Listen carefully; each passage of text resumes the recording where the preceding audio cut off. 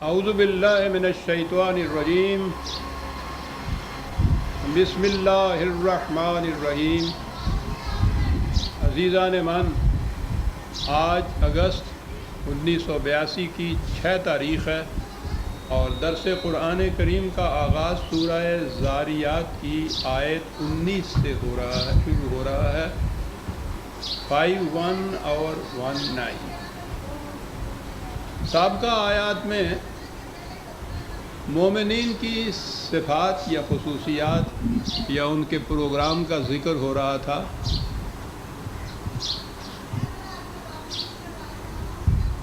کہ قرآنی نظام کے قیام کے سلسلے میں ان کی صورت یہ ہے کہ اِنَّ لَكَ فِي النَّهَارِ سَبْحًا طَوِيلًا، دن بھر بڑا مصروف پروگرام ہوتا ہے ان کے لیے، اور راتوں کو پھر یہ مشورے کے لیے بیٹھتے ہیں، آنے والے پروگرام کے لیے تجاویز ہوتی ہیں، راتوں کو جاگتے ہیں۔ تو یہ شدت شوق کی یہ کیفیت تھی کہ خود خدا کو یہ کہنا پڑا، رسول کو صلی اللہ علیہ وسلم اور آپ کے صحابہ کو رات کو کہنا پڑا کہ تھوڑا جاگا کرو، تم نے دن میں بڑا کام کرنا ہوتا ہے، یہ چیز لمبے عرصے تک صحت نہیں، اس کی اجازت ہوگی، ڈھیر ہو کے رہ جاؤ گے۔ یعنی یہ کیفیت تھی ان کی اس پروگرام کو تکمیل تک پہنچانے کے لیے، شدت آرزو کی تکلیف۔ یہ پچھلی آیتوں میں یہ چیز آ رہی تھی۔ اب اگلا ٹکڑا جو اس وقت زیر نظر ہے، اور یوں ہی میں پچھلے درس میں چھو کر آگے نکل رہا تھا، وَفِي أَمْوَالِهِمْ حَقٌّ لِلسَّائِلِ وَالْمَحْرُومِ، اور ان کے مال و دولت میں، ان کے پیسے میں محتاجوں اور حاجت مندوں کا حق ہوتا ہے۔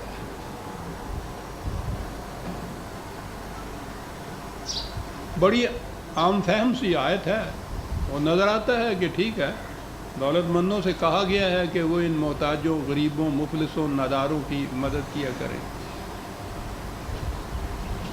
لیکن یہ اتنی اہم آیت ہے اور اس سے قرآن کی اتنی تحریف کی گئی، نظام الٹ کر رکھ دیا گیا کہ ہم اسی مجھار میں اب تک پھنسے ہوئے چلے آ رہے ہیں۔ بظاہر آپ دیکھیں گے کہ اس آیت میں تو کوئی ایسی بات نظر نہیں آتی۔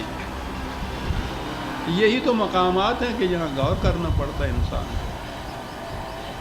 قرآن کریم میں یہاں ہی نہیں، 20 مقامات میں یہ کہا گیا ہے غریبوں کی مدد کرو، مسکینوں کی ضروریات پوری کرو، حاجت مندوں کی حاجت روائی کرو، ناداروں کی امداد کرو۔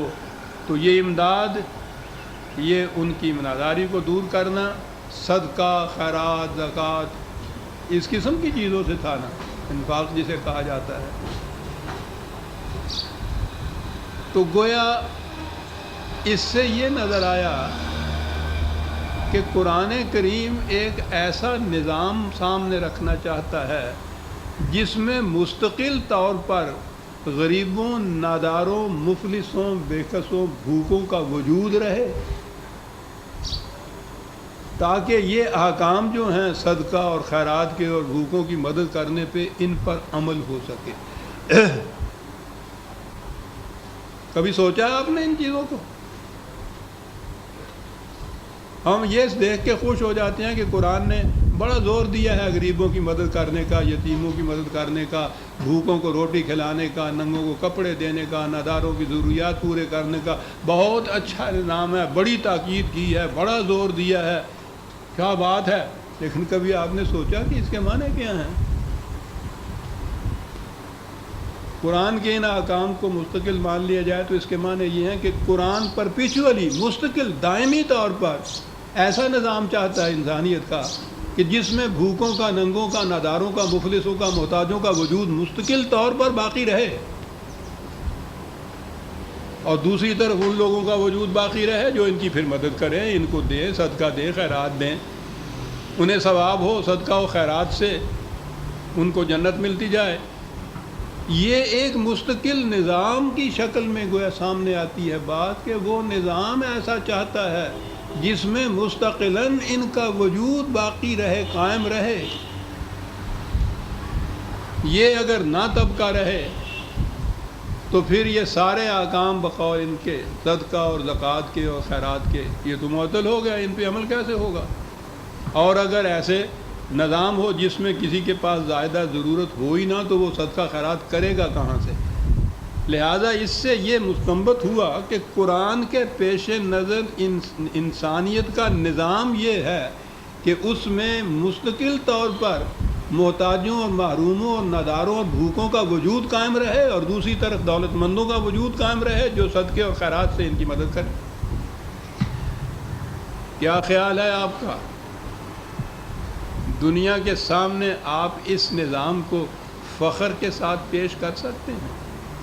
انسانیت کی تذلیل کی نگاہیں جھک جاتی ہیں اگر یہ تصور کیا جائے کہ ایک ایسا دین ہے خدا کا دیا ہوا کہ جس میں انسانیت کا نظام یہ پیش کیا گیا ہے.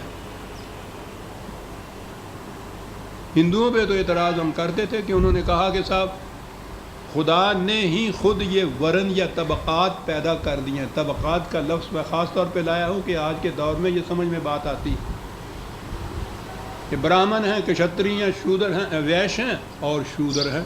شودر مستقل طبقہ جو ان تمام طبقوں کی خدمت کرنے کے لیے ہے، محتاجوں کے لیے محتاج ہیں، بھوکے ہیں، مسکین ہیں، ان کو پن دان سے ان کی مدد کی جائے گی.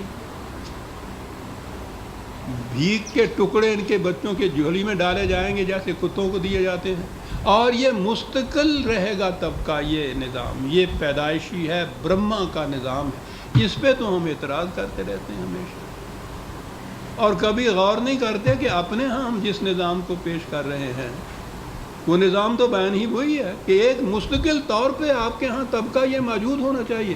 تو موجود ان کے کہنے کے مطابق موجود کس طرح سے کہ جی رزق کو خدا نے اپنے ہاتھ میں رکھا ہوا ہے.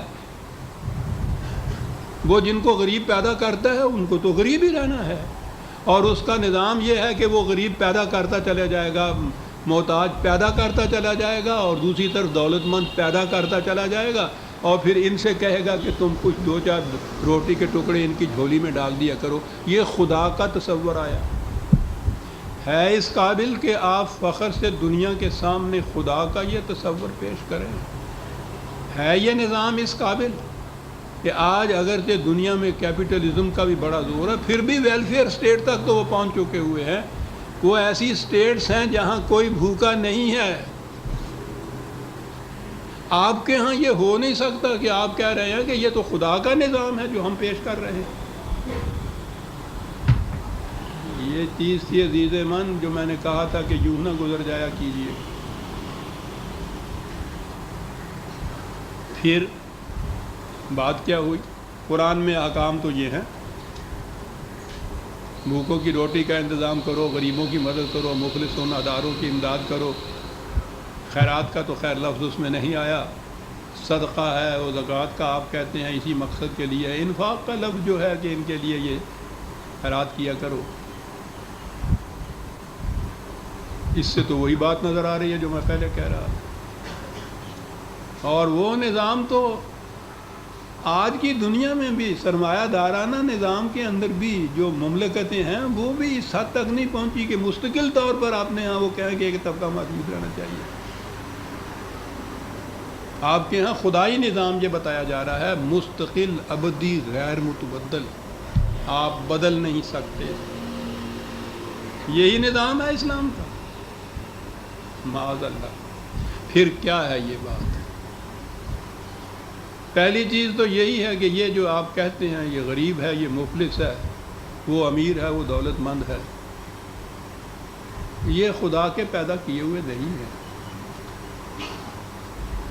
دولت کی غلط تقسیم سے یہ طبقات وجود میں آتے ہیں، اور وہ تقسیم انسانوں نے اپنی پیدا کی ہوئی ہے. خدا نے سامان وسائل رزق دیے، ذرائع پیداوار دیا انسانوں کی زیست کے لیے، سب کچھ سامان دیا ہے. اس نے سامان اس کا دیا ہوا ہے، تقسیم اس نے نہیں کی. تقسیم انسان کرتا ہے، اور یہ انسانوں کی غلط تقسیم کا نتیجہ ہے۔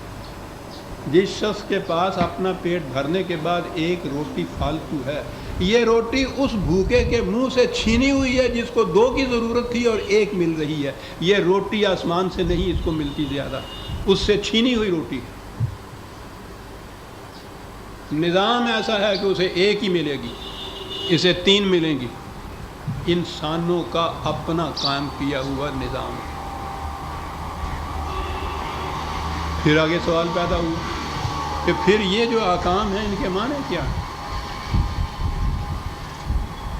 اسلام کا نظام یہ ہے کہ کوئی فرد رات کو بھوکا نہیں سو سکتا، کسی ضرورت مند کی ضرورت رکی نہیں رہ سکتا، کوئی اس میں نادار نہیں ہوتا، محتاج نہیں ہوتا۔ یہ کیسے ہوتا ہے؟ ذرائع رزق یا دولت کی تقسیم اسلامی نظام اپنے ہاتھ میں رکھتا ہے، اور اس کی تقسیم اس طرح سے کرتا ہے کہ نہ کسی کے پاس 2 کی بھوک والے کے پاس 1 زائد ہو، نہ 2 کی بھوک والے کو 1 کم ملے، اسے بھی 2 ملیں اسے بھی 2 ملیں۔ یہ تقسیم جب اس طرح سے وہ کرتا ہے حسب ضرورت، طبقات ختم ہو جاتے ہیں۔ طبقات تو زائد از ضرورت دولت کے پیدا کردہ ہیں، جو کسی کی جائز ضرورت سے کم کر کے اس کی زائد ضرورت ہو جاتی ہے۔ یہ کہیں سے باہر سے نہیں آتا کچھ بھی۔ یہ جو زمیندار یا جاگیردار جسے ہم کہتے ہیں، زمین کا مالک، وہ جو کاشتکار کی فصل آدھی لے جاتا ہے اپنے گھر میں، وہ امریکہ سے نہیں منگاتا، یہ اس کے بچوں کو جو ملنی چاہیے تھی پوری اس کی محنت کی کمائی، وہ ان کے منہ سے چھین کے اپنے گھر میں لے جاتا ہے۔ یہ کارخاندار جو مزدور کو مزدوری پہ لگاتا ہے اور اس کی ویجز مقرر کرتا ہے، دہاڑی مقرر کرتا ہے، وہ اپنے مفاد کو سامنے رکھ کے مقرر کرتا ہے کہ اسے کتنا دوں کہ مجھے زیادہ سے زیادہ فائدہ منفعت پہنچے۔ وہ اس کی محنت سے جو کچھ پیدا ہوتا ہے وہ اس کو نہیں دیتا سارا، اس میں سے پتہ نہیں کتنا حصہ خود چھین کے لے جاتا ہے، اس کو اتنا کم از کم۔ یہ طبقات کیسے پیدا ہوئے؟ اس غلط تقسیم سے پیدا ہوئے۔ قرآن ایسا معاشی نظام قائم کرنا چاہتا ہے کہ جس میں غلط کی یہ ناہموار یا غلط کی یا رزق کی ناہموار یا دولت کی غلط تقسیم نہ ہو۔ مقصد ہو صرف تمام افراد معاشرہ کی ضروریات زندگی پورا کرنا، اور اس کے لیے یہی صورت ہے کہ ذرائع رزق اور پیداوار کی چیزیں اور دولت افراد کے کنٹرول میں نہ رہیں، اس نظام کے کنٹرول میں رہیں کہ جو انہیں تمام افراد کی ضروریات پورا کرنے کے لیے تقسیم کرے۔ یہ ہے قرآن کا نظام۔ کسی کے پاس زائدہ ضرورت 1 پیسہ نہیں، فاضلہ دولت، سرپلس منی جسے آپ کہتے ہیں، وہاں رہتی نہیں، اور فاضلہ دولت نہ رہے تو ہزاروں قسم کے یہ معائب اور ضمائم اور جرائم جو ہیں وہ ختم ہو جاتے ہیں۔ یہ فالتو دولت کا ہے جو کچھ فساد مچا ہوا ہے دنیا کے اندر۔ تو قرآن کا نظام یہ ہے، یہ چیز متعدد بار سامنے آئی۔ میری تو زندگی کا مشن ہی اس معاشی نظام کا، قرآن کے معاشی نظام کا پیش کر، یہ ہے معاشی نظام قرآن کا۔ اب پھر سوال پیدا ہوا کہ جب یہ نظام ہے، کوئی بھوکا ہی نہیں رہے گا، کوئی ننگا نہیں ہوگا، کوئی محتاج نہیں ہوگا، کوئی مفلس نہیں ہوگا، کوئی غریب نہیں ہوگا، تو یہ جو قرآن نے احکام دیے ہیں، تاکیدیں کی ہیں، بھوکوں کو روٹی کھلاؤ، ضرورت مند کی ضرورت پوری کرو، تو پھر یہ کیا بات ہے؟ بات سمجھ لینے کی۔ نبی اکرم صلی اللہ علیہ وسلم نے جب اس انقلاب کی آواز بلند کی تو جیسے کہتے ہیں نا کہ کوئی سیکنڈ کرنے والا بھی نہیں تھا، تنہا ایک آواز تھی، اور اس معاشرے میں تھی جس میں یہ طبقاتی تقسیم جو تھی، یہ ان کے ہاں بھی ہندوؤں کی طرح مستقل غیر متبدل طور پر موجود تھی، وہ اس کو کسی قسم کی اس میں تبدیلی نہیں چاہتے تھے۔ شودر یہاں کہا جاتا تھا، وہاں غلام کہا جاتا تھا۔ 75% آبادی مدینے میں غلاموں کی تھی، سارے کام وہی کرتے تھے، اور بمشکل روٹی ملتی تھی ان بیچاروں کو، کھال ادھیڑ دیتے تھے مار مار کے انہیں، روٹی بھی پوری نہیں ملتی تھی ان کی۔ اور یہ باقی جو تھے بڑے بڑے تاجر اس کے ہاں، بڑے بڑے مہنت اس کے ہاں، کعبے کے مجاور ان کے ہاں، پوچھو نہیں قریش کا یہ طبقہ کتنا متمول تھا، اور اتنی آبادی وہاں کی، ان کی کیفیت یہ تھی۔ یہ تھا نظام اس زمانے کا رائج۔ اس کے اندر ایک شخص یہ آواز لے کر اٹھتا ہے کہ یہ نظام قائم ہوگا۔ آپ سوچئے کہ یہاں سے جو شخص اٹھتا ہے تنہا، اس نظام قائم کرنے تک اس کو کن مراحل میں سے گزرنا پڑے۔ آواز دی اور اس کے اوپر اکٹھے ہوئے، اور ظاہر ہے کہ ان اکٹھے ہونے والوں میں بہت کم ایسے تھے کہ جن کو آپ متمول یا دولت مند کہہ سکتے ہیں۔ وہ اس آواز کے خلاف تھے۔ زیادہ طبقہ یہی تھا ناداروں کا اور غریبوں کا، ستایا ہوا ان متمول لوگوں کا اور سرداروں اور جاگیرداروں کا۔ اس نے اس آواز کے اوپر لبیک کی۔ بلال آئے، صہیب رومی آئے، ٹھیک ہے، ان میں سے یہ لوگ بھی آئے۔ اب یہاں سے انہوں نے ابتدا کی، حضور نے اس نظام پہلے تو ان کی ذہنیت بدلنے کے لیے یعلمہم الکتاب والحکمہ، تعلیم کتاب و حکمت کی دیتے چلے گئے، یہ ذہنیت بدلنے کے لیے۔ پھر اس کے بعد یہ جن کے پاس اس زمانے میں ابھی اپنی ضرورتوں سے زیادہ تھا، انہیں یہ احکام دیے کہ بھائی ان غریبوں کی روٹی کا بھی کچھ انتظام کیا کرو، ان کی ضرورتوں کو بھی پورا کیا کرو۔ یہ اس طرح سے نادار کے نادار نہ رہ جائیں۔ ابھی وہ نظام نہیں آیا کہ کسی کے پاس زائدہ ضرورت دولت نہ رہے، وہ نظام لے لے اور نظام تقسیم کرے۔ نظام تو ابھی قائم ہی نہیں ہوا تھا۔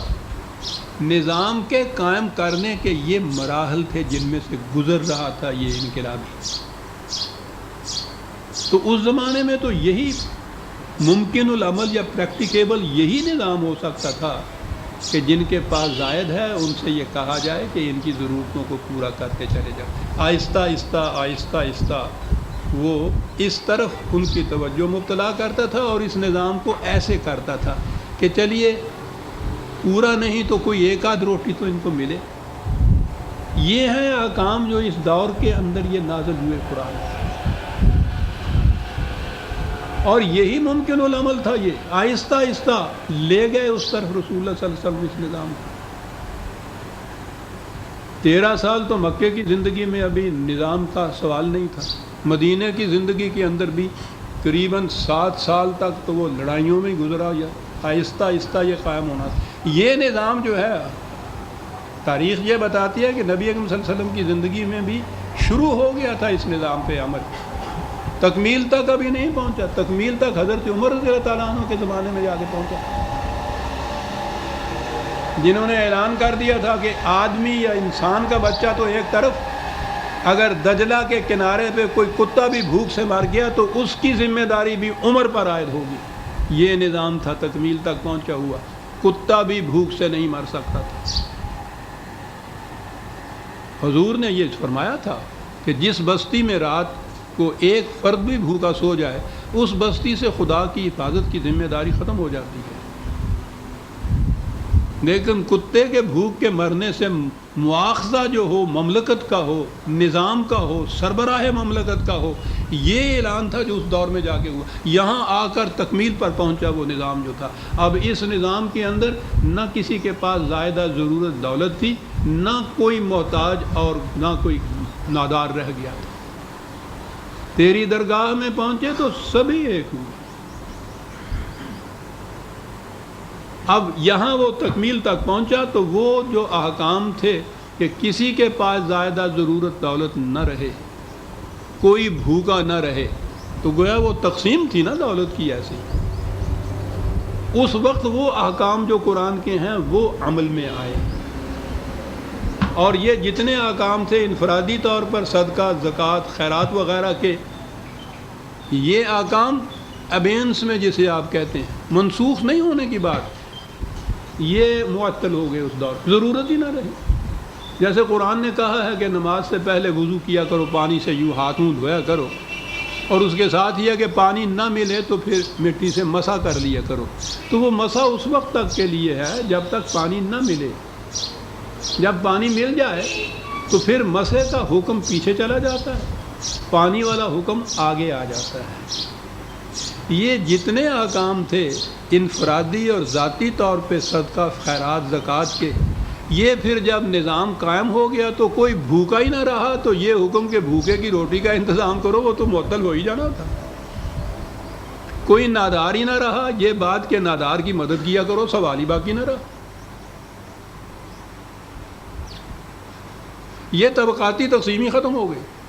تو یہ احکام جو تھے، یہ جنہیں میں نے اپنے ہاں جب نظام پیش کیا ہے قرآن کا، انہیں عبوری دور کے احکام کہا ہے. ٹرانزیشنل پیریڈ ہوتا ہے ہمیشہ ہر نظام میں. ابتدا ہوتی ہے، اس کے انتہا تک پہنچنے کے درمیان مختلف مراحل سے گزرتا ہے نظام.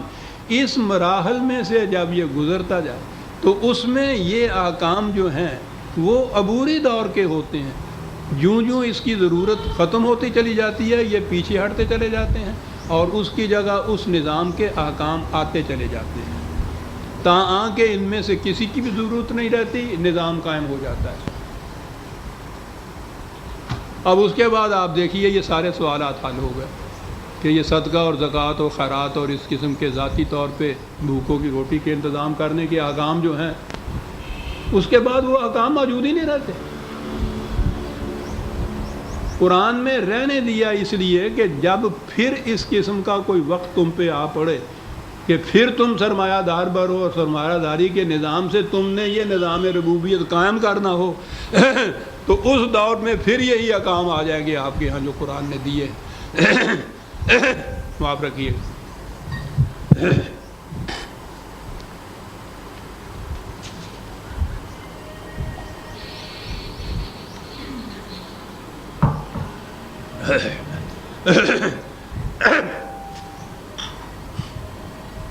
جب یہ حکم آ گیا کہ یسألونک ماذا ينفقون قل العفو، یہ کہتے ہیں کہ ہم اپنی محنت سے جو کچھ ہم نے کمایا ہے اس میں سے ہم کتنے کے حقدار ہیں اور کتنا دوسروں کی ضرورت کے لیے دے دیا جائے. کہا ان سے کہو کہ جتنی تمہیں ضرورت ہے اپنی ضرورت کے مطابق صرف تم اس میں سے لے سکتے ہو، اس سے اگر زائد ہے وہ دوسرے کے لیے ہے جس کی ضرورت پوری نہیں ہو رہی. جب یہ حکم آ جائے تو اس کے بعد پھر یہ غلط تقسیم دولت کی جو ہے، کسی کے پاس زائدہ ضرورت رہے کوئی محتاج رہے، یہ سب ختم ہو جائے گی تقسیم. لیکن جب تک وہ نظام قائم نہیں ہوگا اس دوران میں یہ عبوری دور کے ٹرانزیشنلی احکام تھے جو اس طرح سے دیے گئے. یہ تھا جی وہ نظام. اس کے بعد آپ کے یہاں ملوکیت آئی، اور ملوکیت کے ساتھ ہی نظام سرمایہ داری آ گیا. تو نظام سرمایہ داری میں یہ جو قرآن کا نظام تھا اس میں تو سوال ہی نہیں پیدا ہوتا اس نظام سرمایہ داری کا کہ ایک کے پاس اتنی دولت ہو کہ رکھنے کو جگہ نہ ہو اور باقی 75% آبادی جو ہے رات کو بھوکی سوئے. لیکن اس ملوکیت کے نظام میں تو یہ چیز ہوئی. آپ کو پتہ ہے اس کا جواز کس طرح سے نکالا گیا؟ جواز نکالا گیا کہ قرآن میں یہ احکام جو ہیں صدقے، زکوٰۃ، خیرات، غریبوں کی مدد کرنا، بھوکوں کی مدد کرنا، یہ تو قرآن میں حکم ہے. تو اس لیے ان احکام پہ تو عمل اسی صورت میں ہو سکے گا کہ یہاں بھوکے ننگے رہیں اور کچھ لوگ امیر ہوں. انہی احکام سے آپ دیکھیے کہ اسی قرآن سے جس تعلیم جس نظام کو مٹانے کے لیے آیا تھا اس نظام کو قائم کرنے یا اثر نو زندہ کرنے کے لیے اسی کو ثبوت میں پیش کیا گیا.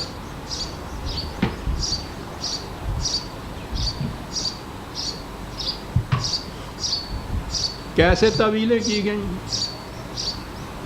کیسی کیسی پھر حدیثیں وضع کی گئیں. ایک مثال ہے، بن نہیں پڑتی تھی یہ اس قسم کے قرآن کے احکام کے سامنے کہ بات کریں کیا. ایک ہی آیت میں دیکھ لیجئے، سورہ توبہ کی آیت 34، 9/34. آیت کا اگلا حصہ پڑھتا ہوں. پہلا تو یہ ہے کہ یہ مذہبی پیشوا جو ہیں لوگوں کا مال ناجائز کھاتے ہیں اور خدا کے راستے میں روک بن کر کھڑے ہو جاتے ہیں. یہ تو ان کے متعلق. اگلا حصہ ہے والذین یکنزون الذھب والفضة ولا ينفقونها فی سبیل اللہ فبشرهم بعذاب علیم یوم یحمى علیہ فی نار جہنم فتکوی بها جباہهم وجنوبهم وظہورهم ھذا ما کنزتم لانفسکم فذوقوا ما کنتم تکنزون. جو لوگ مال و دولت جمع کرتے رہتے ہیں اور ضرورت مندوں کی ضرورتوں کے لیے اس کو کھلا نہیں رکھتے، ان کو اے رسول اعلان کر دو، ان کو اس چیز کی وارننگ دے دو ان کو کہ یاد رکھو اس کا نتیجہ ایک دردناک الم انگیز تباہی ہوگا. اور اسے محسوس مثال میں سمجھایا کہ جب تمہارے ان سکوں کو، اس زمانے میں نوٹ نہیں ہوتا تھا کہ آگ پہ رکھیں تو جل جائے، سکے ہوتے تھے روپے وغیرہ کے، ان کو تپایا جائے گا جہنم کی آگ میں. مری مثال سے بات سمجھائی.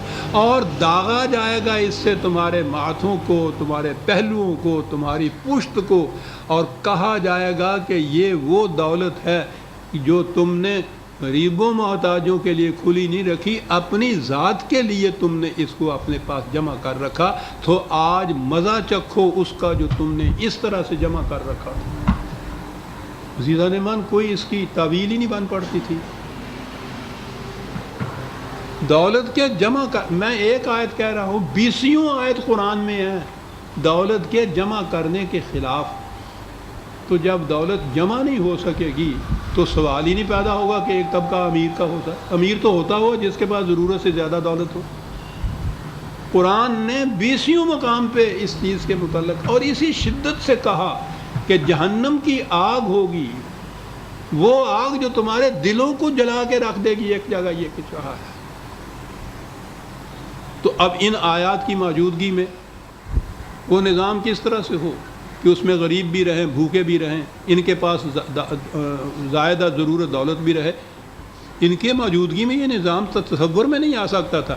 اس کے لیے ان کے پاس بڑا عجیب حربہ تھا. ایک حدیث یا روایت وضع کی، اسے منسوب کر دیا رسول اللہ صلی اللہ علیہ وسلم کی طرف. آپ کو پتہ ہے اس آیت کے لیے حدیث کیا آئی ہوئی ہے؟ تو روایت یہ ہے کہ جب یہ روایت نازل ہوئی تو صحابہ میں اس سے بڑا اضطراب پیدا ہوا. وہ وہاں کے مدینے کے 22 خاندان ہوں گے نا وہ صحابہ، بڑا اضطراب ہوا. یعنی گویا سارے یہ سرمایہ دار تھے جنہوں نے کہا کہ صاحب یہ کیا ہوا، ہم تو لٹ گئے، ہم تو پٹ گئے، دولت ہی نہیں جمع ہو سکتی. مشورہ کیا کیا کریں. تو ان میں سے آپ غور کیجئے کسے وہ اپنا نمائندہ بناتے ہیں. ایک اپنا نمائندہ بنایا کہ رسول اللہ سے جا کے کہو کہ یہ کیا قیامت ہے، یہ جو حکم آپ نے دے دیا، اندازہ لگائیے ذرا، سوچئے میں کیا کہہ رہا ہوں. یہ ہیں آیت کے اس روایت کے الفاظ. کس کو چنا؟ حضرت عمر کو رضی اللہ تعالیٰ عنہ. جس عمر کی کیفیت یہ تھی کہ اس نے گورنر سے کہا تھا، جو اس نے کہا تھا کہ آپ یہ گیہوں کی روٹی کیوں کھا رہے ہیں، اب تو گیہوں خاصا میں بھیج رہا ہوں مصر سے آپ کے لیے. تو آپ نے کہا تھا کہ عمر گیہوں کی روٹی اس دن کھا سکتا ہے جب اسے یقین ہو کہ مملکت کے ہر فرد کو گیہوں کی روٹی مل جائے. کہ جی آپ کو بھیجا حضور کے پاس نمائندہ بنا کر. آپ نے جا کے کہا کہ معاذ اللہ کہ صاحب یہ آپ نے کیا قیامت کر دی. آپ نے، خدا کا حکم آ رہا ہے، آیت نازل ہو رہی ہے، اور رسول اللہ صلی اللہ علیہ وسلم کے جا کے کہہ رہے ہیں کہ آپ نے یہ کیا کر دیا. آپ کو معلوم ہے آپ کے صحابہ کا رد عمل اس کے اوپر کیا ہوا ہے. بڑا اضطراب پھیل گیا. آپ مسکرائے، کہنے لگے انہیں پتہ نہیں ہے. اس کے ساتھ ہی زکوٰۃ کا جو حکم آ گیا ہے اس کے معنی یہ ہیں کہ جتنا جی چاہے جمع کرو، اس میں سے 2.5% خیرات کے طور پر دے دو، سارا مال پاک ہو جائے گا.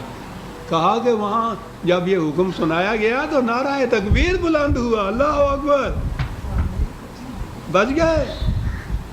اب آپ کو معلوم ہے یہ خیرات کا اور دولت کا بے محابہ جمع کرنے کا یہ کیا حربہ استعمال، ایک حدیث،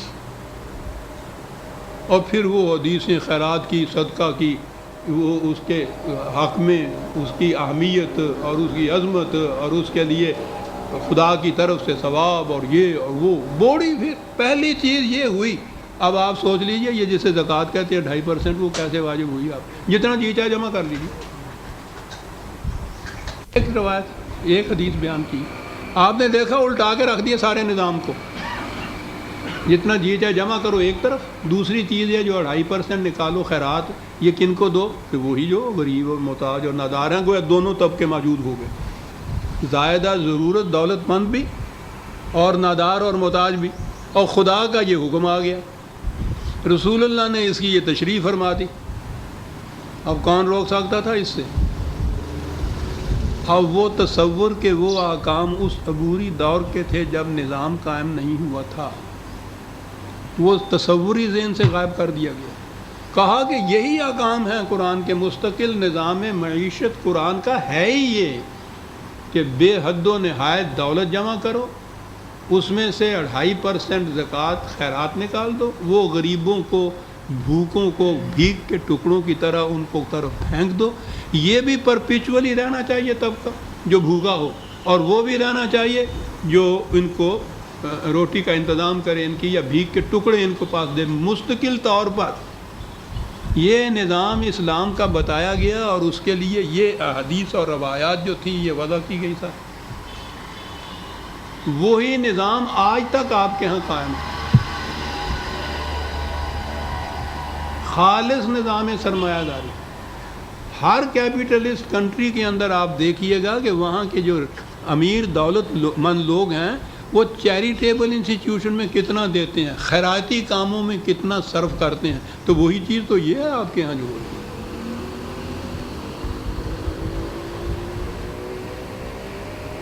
یہ نظام بالکل الٹ گیا آپ کے یہاں۔ یہ تمام آیات قرآن کی جو تھیں جو اس عبوری دور سے متعلق تھی، بجائے اس کے کہ یہ ہوتا کہ صاحب وہ نظام قائم کیا جائے جس میں یہ چیزیں باقی نہیں رہتی، کہا کہ نہیں، یہی مستقل نظام ہے اسلام کا۔ اس کی دوسری مثال جو ہے غلام اور لونڈیوں کا مثال۔ نزول قرآن کے وقت جیسا میں نے عرض کیا ہے، عربی معاشرہ بھرا پڑا تھا غلاموں سے اور لونڈیوں سے، لا تعداد لونڈیاں تھا، ان سے نکاح کی بھی ضرورت نہیں ہوتی تھی۔ غلام جو تھے وہ سارا کام جتنا بھی تھا مزدوروں کا کرتے تھے، پیٹ بھر کے ان کو روٹی بھی نہیں مل سکتی تھی، وہ کہیں بھاگ کے بھی نہیں جا سکتے تھے، وہ پکڑے جاتے تھے جہاں بھی جائیں اور ان کو واپس کیا جاتا تھا۔ یہ تھا اس زمانے کا غلاموں اور لونڈیوں کا نظام۔ قرآن نے آ کے نظام یہ دیا کہ ہر انسان یکساں طور پہ واجب التکریم ہے، اس میں آقا اور غلام کی کوئی تفریقی نہیں ہے، یہ نظام دینا تھا۔ لیکن اگر شبہ شب اس کو الٹ دیتے، اس نظام کو جو اس وقت تھا، 75% آبادی کو کیا کرتے اس وقت؟ معاشرے کا نظام الٹ جاتا اگر ایسی چیز۔ یہی چیز ہے کہ اس قسم کا جو انقلاب ہوتا ہے یکا یک نہیں لایا جاتا۔ یکا یک تو آپ لاہور کی سڑکوں کا نام ایک رات کو بدل دیجئے، صبح اٹھیے آپ دیکھیے کتنے ٹکراؤ ہوتے ہیں یہاں۔ اس کو آہستہ آہستہ وہاں تک لے جانا ہوتا ہے۔ قرآن کریم میں جتنے بھی احکام آئے ہوئے ہیں لونڈیوں اور غلاموں کے، وہ اس دور سے متعلق ہیں جس میں ان کو آہستہ آہستہ جو موجود تھے ان کو جزو معاشرہ بنایا گیا، اور آئندہ کے لیے دروازہ بند کر دیا غلاموں اور لونڈیوں کا۔ غلامی کو ختم کر دیا، وہ ذریعہ بند کر دیا جس میں سے غلام آتے تھے، جنگ کے قیدی۔ کہا گیا کہ جنگ کے قیدیوں کو یا تو فدیہ اور کفارہ لے کے اپنے قیدیوں کے عوض میں یا ان سے پیسے لے کے رہا کرو، اور اگر ایسی صورت نہ ہو کہیں احساناً ان کو رہا کرو۔ انسان کو اس طرح سے اپنی قید میں نہیں رکھ سکتا۔ ہمیشہ کے لیے غلامی کا دروازہ بند کر دیا۔ اور ان کو آہستہ آہستہ آہستہ آہستہ جزو معاشرہ بنا دیا. اس کے بعد یہ موجود ہی نہیں تھے. جب یہ ملوکیت آئی آپ کے ہاں تو اسی طرح سے غلامی کا بھی رواج ہوا. پھر غلام بننے شروع ہوئے, پھر لونڈیاں آنی شروع ہوئیں. یہ جو آپ کے ہاں وہ یہ جو عباسیوں کے ہارون رشید اور مامون الرشید, ذہن میں ایسے آتا ہے کہ الرشید کے نام سے پتہ نہیں صاحب کتنے متقی پرہیزگار قسم کے یہ تھے سلاطین. ایک ایک کے محل میں 3,000 لونڈیاں رکھتی تھیں. انسان تھے یہ. پھر آپ کہیں گے کہ یہ کیسے ہوا؟ وہی احکام جو عبوری دور کے قرآن میں دیے گئے تھے لونڈیوں کے متعلق, کہا گیا کہ یہ مستقل احکام ہے. لونڈیوں کا وجود اسلام کے اندر مستقل طور پر خدا کی منشا کے مطابق ہے. ارے وہ تو قرآن کی آیت میں یہ تھا. میں نے ابھی کہا ہے نا کہ قرآن نے جو دولت جمع کرنے کے خلاف کہا تھا اس کی کس طرح سے تفسیر کی گئی, تعویل کی گئی روایات یا حدیث کی روح سے. ان کے متعلق یہ کہا گیا غلام جو جنگ کے قیدی عورتیں جو آئیں ان کے متعلق کہا گیا کہ سربراہ مملکت کو یا نظام کو اس کی اجازت ہے کہ ان کو فدیہ دے کے چھوڑ دے, احساناً چھوڑ دے, قتل کر دے, یا ان عورتوں کو سپاہیوں میں تقسیم کر دے کہ وہ ان سے جنسی تمتع کریں. نکاح کی ضرورت نہیں, تعداد کی ضرورت نہیں. ان کو بیچا جا سکتا ہے, فروخت کیا جا سکتا ہے. یہ سارے احکام آپ کے ہاں موجود ہیں, پرانے زمانے کی بات نہیں. آج آپ کے ہاں کے جو مجتہد ہیں وہ بھی یہی احکام لا رہے ہیں. آپ کو یاد ہوگا مودودی صاحب کے ساتھ جو میرا جھگڑا مباحثہ تھا, ان کی کتاب موجود ہے غلام اور لونڈی میں. یہ سارا کچھ اس میں موجود ہے. بیچی جا سکتی ہیں, خریدی جا سکتی ہیں, تحفتاً دی جا سکتی ہیں, کوئی تعداد نہیں, نکاح کی ضرورت نہیں. یہ سارا کچھ موجود ہے ان کی کتاب میں آج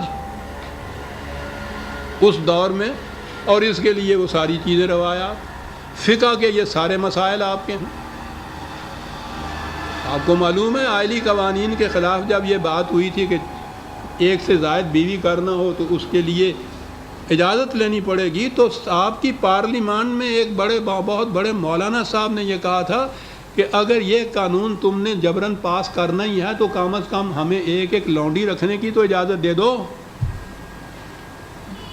آپ کے پارلیمان میں پاکستان کے آج بھی ان کے ہاں یہ احکام ہیں.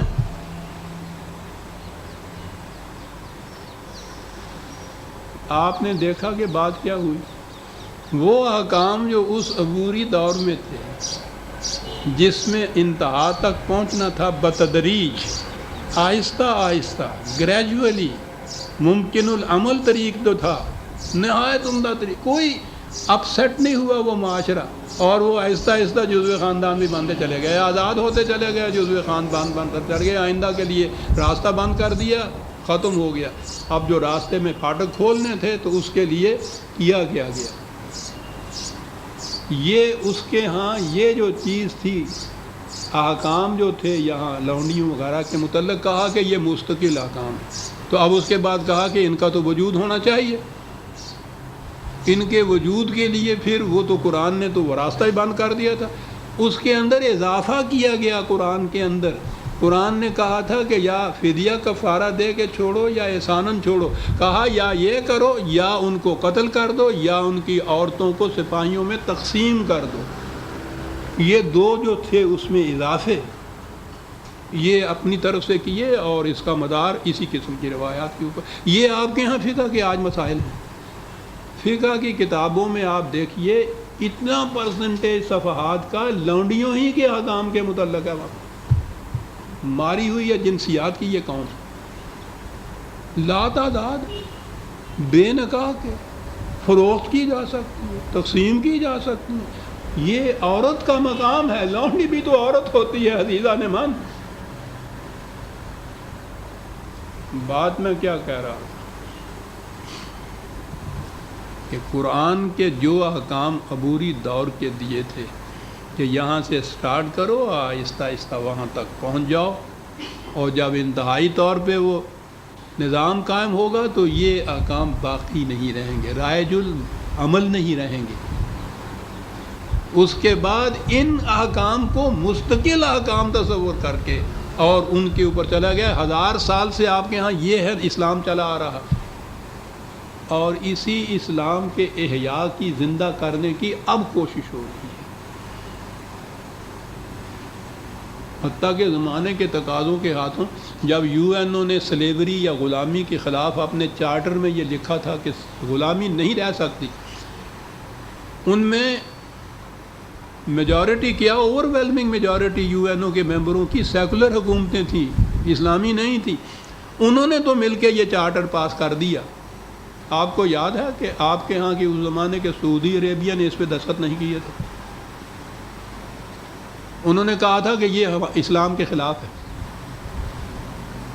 اور ہم تو شریعت والی حکومت ہیں. یہ تو اس کے بعد میرا خیال ہے یہ پچھلے فیصل یا ان کے والد نے, نہیں فیصل نہیں غالباً, میں یقینی طور پہ نہیں کہہ سکتا, بہت عرصہ کے بعد زمانے کے تقاضوں سے تنگ آ کے پھر انہوں نے دستخط کیے تھے. اور آج بھی آپ کے ہاں یہ احکام موجود ہیں. یہ آپ کے جو فقہا اب بنا رہے ہیں یہ قوانین وغیرہ, میں نے عرض کیا ہے نا کہ مودودی صاحب کی تو کتاب آج کی ہے, یہاں تفسیر ان کی جو ہے اس کے اندر یہ موجود ہے, پہلی جلد کے اندر. پوری کی پوری تقسیم یہ لونڈیوں کی, بیچی جا سکتی ہیں بلا تعداد کے, بلا نکاح کے, تمتع کیا جا سکتا ہے, فروخت کی جا, یہ ساری چیزیں موجود ہیں. یہ اب آپ کے لیے نئے قوانین مرتب کر رہے ہیں. بات کیا تھی؟ یوں میں نے کہا کہ قرآن کی تعریف کی جاتی ہے. کیسے فائدہ اٹھاتے ہیں یہ ایکسپلائٹ کرنے والے, انہی کو ایکسپلائٹ کر کے اور اس کو پیش کر دیتے ہیں. عام لوگوں کو تو معلوم نہیں ہوتا. جب کہا جائے کہ قرآن کے اندر تو یہ لکھا ہوا ہے لونڈیوں کے متعلق, تو کہتے ہیں ہاں جب پھر لکھا ہوا ہے تو لونڈیاں تو ہوں گی. یہ کوئی نہیں بتاتا. کوئی تفسیر آپ کے ہاں کی یہ نہیں بتاتی. سب تفسیریں آپ کے ہاں کی ملوکیت کے زمانے کی لکھی ہوئی, ساری تاریخ آپ کے ہاں کے ملوکیت کے زمانے کی, ساری روایات ملوکیت کے زمانے کی. ان میں نظام سرمایہ داری کے متعلق بھی یہ احکام, غلام لونڈیوں کے متعلق بھی یہ احکام. یہ تو میں نے مثال دی ہے دوسری کہ عبوری دور کے احکام سے کس طرح سے ناجائز فائدہ اٹھایا جاتا ہے. یہ ہے جو نظام آپ کے ہاں جو دنیا میں پیش کیا جاتا ہے, اسے فخر سے کہتے ہیں اسلام کا نظام. بات اتنی سی تھی کہ قرآن نے یہ جو احکام دیے تھے اس دور کے لیے, ان کو مستقل احکام سمجھ لیا گیا, کہہ دیا گیا, سمجھ نہیں لیا گیا, جانتے تھے اور اس سے یہ ناجائز فائدہ اٹھایا, ایکسپلائٹ کیا اس چیز. آج بھی وہ لوگ ہیں جو یہ کہتے ہیں کہ نہیں صاحب یہ عبوری دور کے احکام کیا ہو, قرآن کے احکام ہیں, ہر وقت قرآن کے احکام تو زندہ رہتے ہیں. ٹھیک ہے, ان سے کہیے پانی کی موجودگی میں ذرا مسا کریں, کہیں کہ یہ مسے کا حکم قرآن میں ہے. یہ ہے عزیزان نے قرآن نے ایک بات کی, آپ نے غالباً وہ ایک شیخ صاحب وہ نوادرہ جولائی کے پرچے میں تھے, کیانی کی چٹھی کا جواب جولائی کے پرچے میں ہے. یہ جولائی کے طلوع اسلام میں نے ایک چٹھی کا جواب دیا ہے, نوادرات کا اس کا عنوان ہے, اس میں یہ چیز بھی آئی ہے عبوری دور میں. میں نے کہا کہ قرآن کا اعجاز دیکھیے کہ اس عبوری دور میں بھی وہ ان چیزوں کے متعلق تو تلقین کرتا ہے کہ ان کی انتظام کرو, کھانے کا, روٹی کا, ضرورت مندوں کا, لیکن اس میں اصلاح کس طرح سے کرتا چلا جاتا ہے. خیرات ایک ایسی چیز ہے کہ اس سے دینے والا جو ہے اس کے دل میں ایک تکبر پیدا ہوتا ہے, اوپر کا ہاتھ ہوتا ہے. لینے والے میں انفیریارٹی کمپلیکس پیدا ہوتی ہے, احساس کمتری پیدا ہوتا ہے. دونوں ہی چیزیں انسانیت کو تباہ کرنے والی ہیں. اسی لیے ایک حدیث میں ہے, اور میں سمجھتا ہوں کہ بڑی صحیح ہو سکتی ہے, حضور نے فرمایا کہ خیرات سے دل مردہ ہو جاتا ہے. کیا کیا قرآن نے اس دوران میں؟ یہ نظام تو قائم رکھا ہے انفرادی مدد کرنے کا. دینے والوں کے متعلق کہا کہ دیتے ہو تو یہ کہہ کے کہو کہ لا نرید منکم جزاء ولا شکورا, اس کے معاوضے میں ہم تم سے کچھ بدلہ تو ایک طرف رہا, ہم شکریہ کے بھی متمنی نہیں ہیں. اللہ اکبر. دینے والے کے اندر کتنا بڑا ذہنی تغیر پیدا کر دی. اب وہ جو چیز تھی کہ اس سے انسان کے اندر ایک سپیریئرٹی کمپلیکس پیدا ہوتا ہے، تکبر کا، نخوت کا، اونچے ہونے کا جذبہ، وہ رہا ہی نہ. اور ان سے کہا کہ تم کوئی چیز بھیک منگوں کی طرح خیرات کے طور پر نہیں لیتے. فی اموالہم حق للمسلوم، تمہارا حق ہے ان کی زائد دولت کے اندر، ایز آف رائٹ ڈیمانڈ کر سکتے ہو تم ان سے. خیرات کا جذبہ جو تھا وہ نکال دی. اسے کہتے ہیں یہ خداوندی طریق اور نبوی عمل، کہ یہ ناگزیر تھا کہ یہ سلسلہ رہتا عبوری دور کا کچھ وقت کے لیے، غریبوں ناداروں کی مدد کرنے والے ہوتے، یہ لیتے ان سے. لیکن ان دونوں کے اندر جو اس پہلے جذبہ کے ماتحت جو چیز پیدا ہونی تھی، اخلاص انسانیت، اس کا تدارک اس دور میں بھی کر دیا صاحب.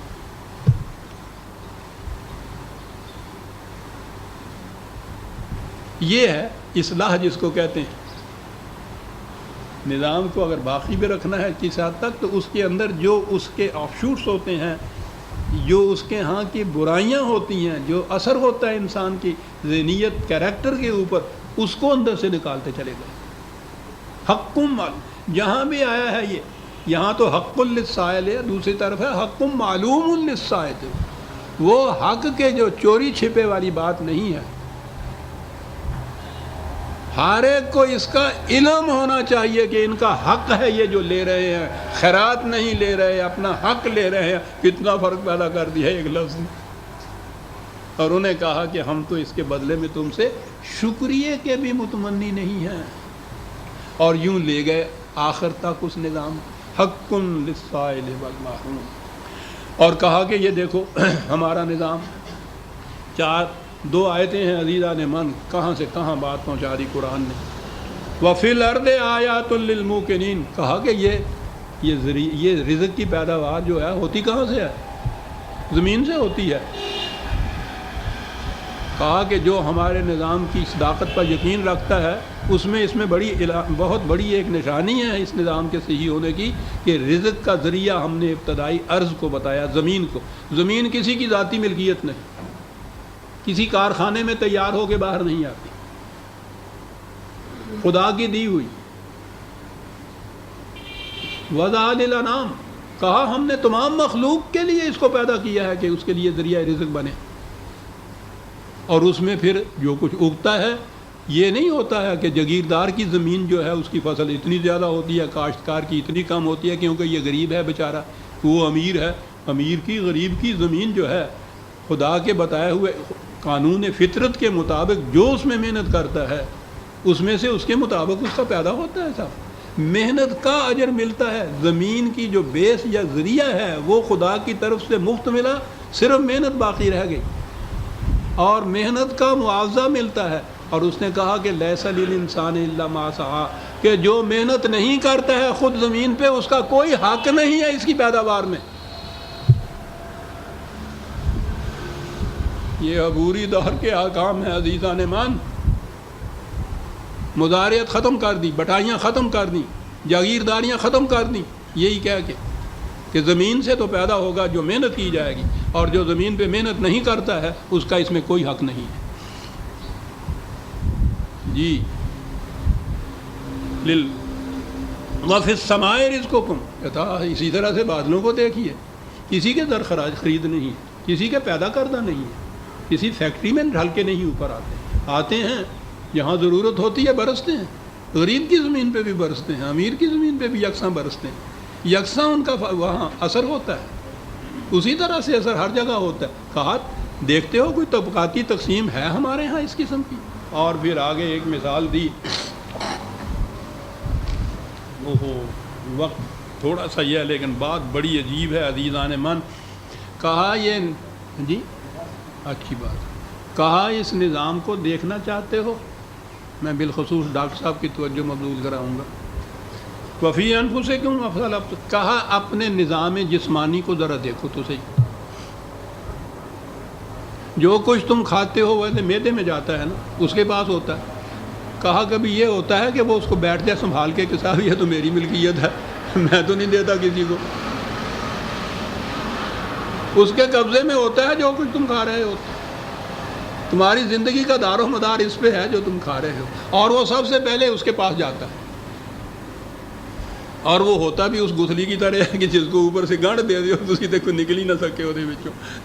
کہنے لگا کبھی یہ ہوتا ہے اس میں کہ وہ بیٹھ جائے اس کو لے کے، اس کا فنکشن جو ہے کہ جسم کی نشو و نما کے لیے اس کو تیار کر دے، وہ اتنی محنت کرتا ہے اور سارے کا سارا آگے پاس کر دیتا ہے کہ میرے حصے میں جب آئے گا تقسیم ہوگی تو اس میں سے مجھے ملے گا براہ راست، اس میں سے ایک حبہ بھر نہیں رکھتا اپنے پاس، آگے پہنچا دیتا ہے، اور جس عزم میں سے وہ گزرتا ہے وہ اپنا فنکشن ادا کیے چلا جاتا ہے اور اس کو آگے بھیجتا چلا جاتا ہے، تاکہ وہ، اگر میں غلطی نہیں کرتا اس نظام میں، کہ انتریوں میں جاتا ہے، خون کے اندر وہ جز سارے اس کے مل جاتے ہیں، خوراک کے، غذا کے، جس میں نیوٹریشن ہوتی ہے، جو ذریعہ ہوتا ہے نشو و نما کا، زندگی کا، خون کے اندر وہ چلے جاتے ہیں۔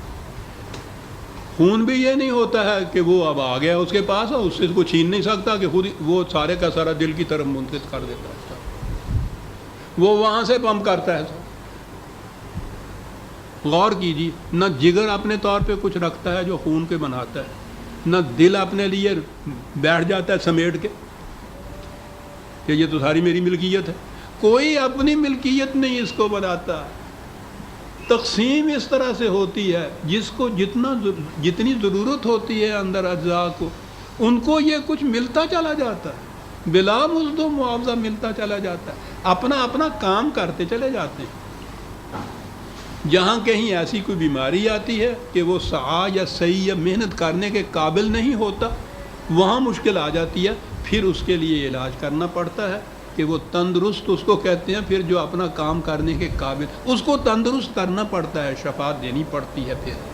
لیکن نظام جسمانی آپ دیکھیے کہاں قرآن لایا ہے، ارض کی مثال دی ہے، بادلوں کی مثال دی ہے، اور کہا کہ اس سے بھی زیادہ ذرا توجہ طلب معاملہ ہے، اپنے جسم کے نظام کی طرف تو ذرا دیکھو، زائدہ ضرورت کوئی اپنے پاس رکھ لے جناب، افارہ ہو جاتا ہے پیٹ میں، مصیبت پڑ جاتی ہے۔ کہا نہیں، یہ ہے جس نظام کے روح اندر طبقات نہیں ہیں، ضرورت کے مطابق ہر ایک کی تقسیم ہوتی چلی جاتی ہے جناب۔ وفی انفسکم وفی وفی السماء رزقکم، کہتا ہے اس نظام کے بعد وما توعدون، جو تمہیں یہ کہا جاتا ہے نا کہ یہاں کوئی بھوکا نہیں رہے گا، کوئی ننگا نہیں رہے گا، اس کے متحد ہمارا یہ وعدہ پورا ہوگا جو ہم کر رہے ہیں، تب وعدہ پورا کرے گا۔ اور آگے فَوَرَبِّ السَّمَاءِ وَالْأَرْضِ إِنَّهُ لَحَقٌّ مِثْلَ مَا أَنَّكُمْ تَنطِقُونَ، او تیرا خدا زمین اور آسمان کا، ارض اور بادلوں کا خدا، وہ اس چیز کی شہادت دیتا ہے کہ جو ہم کہہ رہے ہیں یہ ایسا ہی سچا ہے، ایسا ہی واقعتاً سچی بات ہے، جیسے گویا تم آپس میں ایک دوسرے سے بات کر رہے ہو، بڑی سچی تے پکی گل ہے جڑی اسی کرنے ہیں۔ یہ نظام ایسا قائم کر لو تم، اور پھر دیکھو کہ جو وعدہ ہم نے کہا ہے کہ کوئی رات کو بھوکا نہیں سوگا، پورا ہوتا ہے یا نہیں؟ کہا تیرے اللہ دی سوں ہے، میں یہ جڑا کچھ کہنا ہے گا یہ ہو کے رہ گا، یہ تسی یہاں کر لو گے۔ فَوَرَبِّ السَّمَاءِ وَالْأَرْضِ إِنَّهُ لَحَقٌّ مِثْلَ مَا أَنَّكُمْ تَنطِقُونَ۔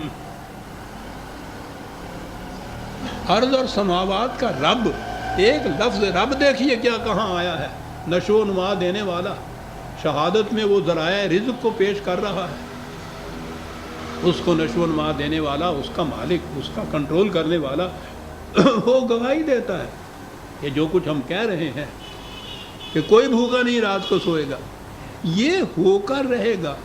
یہ ایسی سچی بات ہے، ایسی ایک محسوس چیز ہے، جیسے تم ایک دوسرے سے بات کرتے ہو تو تمہیں معلوم ہوتا ہے نا یہ کیا کہہ رہا ہے، میں کیا کہہ رہا ہوں۔ کہا یہ اس کو یوں سمجھو، یہ اسی طرح سے سچی بات ہے۔ اور اس کے بعد پھر آگے تاریخی شہادتیں پیش کرتا ہے۔ قرآن کا انداز ہی یہ ہے کہ پھر وہ اپنے دعوے کے ثبوت میں تاریخی شہادتیں پیش کرتا ہے۔ آگے وہ بات آتی ہے عزیزان من، سورہ الزاریات کی آیت 23 تک ہم آئے ہیں۔